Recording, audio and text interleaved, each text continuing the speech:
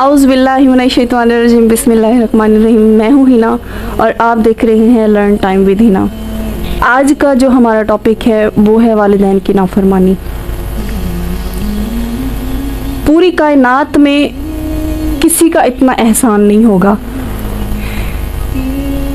जितना एहसान हमारे वालिदैन का हम पर है। और फिर औलाद को माँ बाप का शुक्र अदा करना चाहिए और वालिदैन की अताअत और फर्मा बरदारी करनी चाहिए कि जितनी और किसी की नहीं करनी चाहिए। वालिदैन के जिस्म का हिस्सा होते हैं। औलाद के लिए वालिदैन बहुत कुछ करते हैं, उनसे बेहद मोहब्बत करते हैं, बेपनाह मोहब्बत करते हैं और अपनी ज़िंदगी सर्फ कर देते हैं अपनी औलाद के लिए।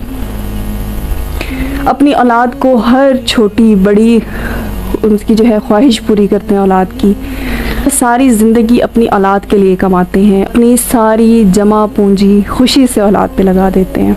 और वालिदैन का औलाद पे जो हक़ है वो बहुत बड़ा है और इसीलिए औलाद के लिए ताकीद की गई है कि वालिदैन के साथ हुस्न सलूक से पेश आओ, उनकी फर्मा बरदारी करो, उनकी दिल आज़ारी ना करना। इनके बारे में कुरान पाक और हदीस में बहुत ताकीद की गई है। शिर्क के बाद जो सबसे बड़ा गुनाह है वो वालिदैन की नाफरमानी है। वालिदैन की नाफरमानी करने वाले को रोज़े आखिरत तो सज़ा मिलेगी ही मिलेगी, लेकिन दुनिया में भी उसके लिए अज़ाब है। एक मौके पर आप सल्लल्लाहु अलैहि वसल्लम ने सहाबा कराम से इफ्तिसार करते हुए कहा, कबीरे गुनाह की खबर दूं? तो असहाबा कराम ने फरमाया, जी रसूलल्लाह सल्लल्लाहु अलैहि वसल्लम।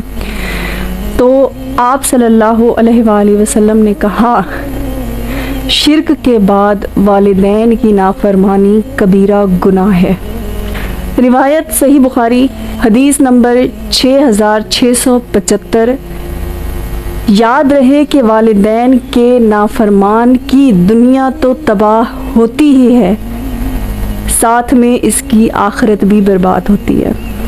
एक बार आप सल्लल्लाहु अलैहि वसल्लम ने वालिदैन की अताअत और फर्मा बरदारी को उजागर करते हुए फरमाया कि रोज़े क़यामत अल्लाह ताला 3 लोगों पर नज़र सानी नहीं फरमाएंगे और उन्हीं में से वालिदैन के नाफरमान हैं, जन्नत में कभी दाखिल नहीं हो सकते।